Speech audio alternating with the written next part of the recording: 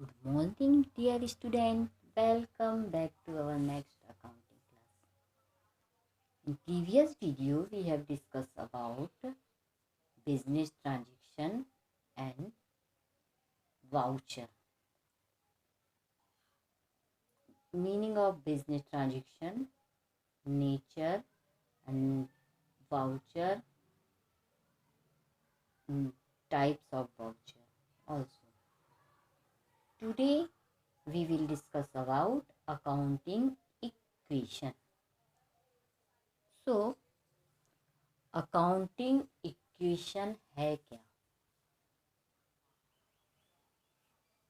Accounting equation वो equation होती है, इक्वेशन का मीन होता है समीकरण, और हर सब्जेक्ट में अपने अपने समीकरण होते हैं.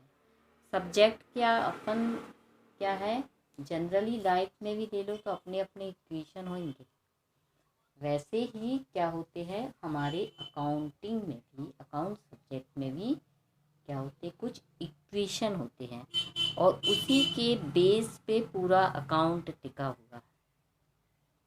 ठीक है, तो देखिए हम पहले उसकी मीनिंग देखते हैं कि the fundamental accounting equation also called the balance sheet. जो भी हमारे फंडामेंटल है अकाउंटिंग इक्वेशन की, उसको हम किसके यानी बैलेंस शीट के इक्वेशन के भी नाम से जानते हैं. पूरा यानी बेस समझ लीजिए ये बैलेंस शीट का ही है. बैलेंस शीट भी आपके लिए एक नया वर्ड है, यानी बैलेंस उसका नाम ही समझ लीजिए आप. बैलेंस यानी कि दोनों में समानता बना के रखना, बैलेंस. क्लियर? इसलिए अकाउंटिंग इक्वेशन को बैलेंस शीट इक्वेशन के नाम से भी हम जानते हैं.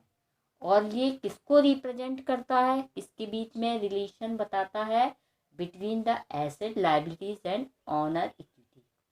यानी कि किसके बीच में, एसेट लायबिलिटीज और ऑनर की जो कैपिटल है उसके बीच में ये रिलेशन बनाता है.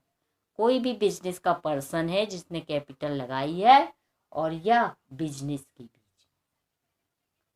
ठीक है, और ये किसके फंडामेंटल यानी डबल एंट्री सिस्टम जो बुक कीपिंग के है उसके बेस पे ही पूरा टिका है. उसी के अकॉर्डिंग ये हम क्या बनाते हैं, इक्वेशन बनाते हैं, एंट्री करते हैं. और हमेशा ये याद रखिएगा कि for each transaction the total debit equal the total credit. यानी दोनों का, डेबिट साइड का और क्रेडिट साइड का बैलेंस इक्वल आना चाहिए, है ना. हमने क्या है, क्या आना चाहिए, दोनों का बैलेंस इक्वल. अब देखिए फॉर एग्जाम्पल आप देखिए कि हमारे पास क्या है, 10 रुपीज़ है, समझ लीजिए. अब 10 रुपीज़ में से आपको क्या करना है, 5 रुपीज़ मान लो किसी को देना है. क्लियर? और 5 रुपीज़ से आपको कुछ सामान खरीदना है. तो आपने क्या किए, 5 रुपीज़ किसी को दे दिए, 5 रुपीज़ आपके पास बचे. तो आपके में भी तो देखिए बैलेंस हुआ कि नहीं हुआ. 10 रुपीज़ का पूरा हिसाब आपको समझ में आया कि 5 रुपये हमने इसको दे दिए, 5 रुपये हमारे पास बचे, है ना.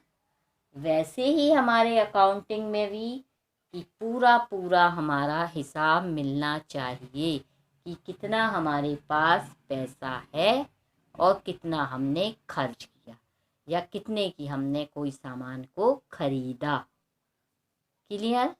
तो आपको सिर्फ बेसिक क्या पढ़ना होगा कि बेसिक इसमें सबसे पहला क्या जानना होगा, अकाउंटिंग इक्वेशन में asset is equal to L plus C. यानी कि एसेट होगी संपत्ति और liabilities plus capital.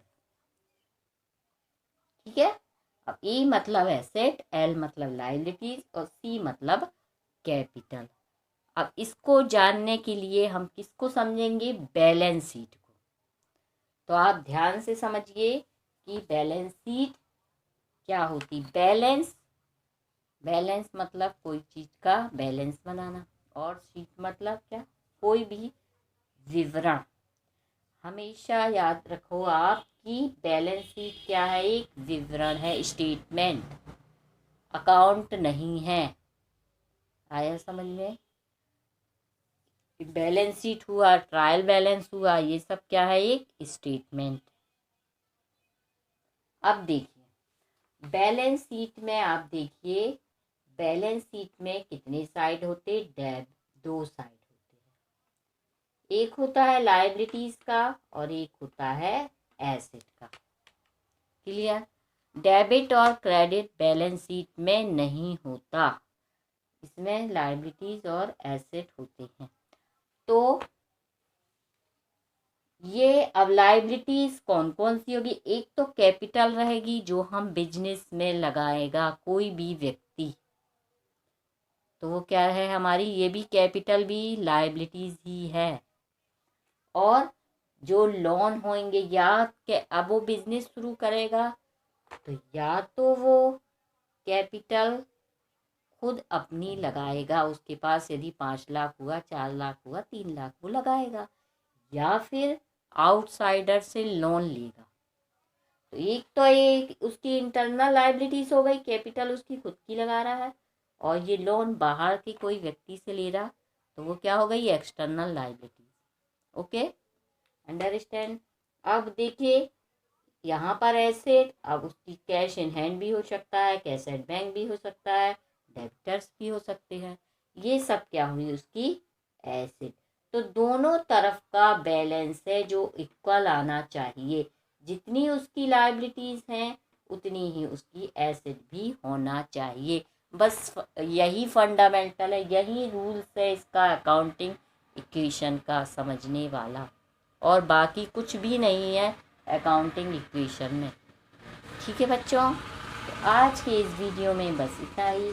Next video में हम आपसे फिर मिलेंगे और इसको कंटिन्यू एक्सप्लेन करेंगे। तो आप इतना ही अभी पढ़िएगा और इसके नोट्स बनाइए।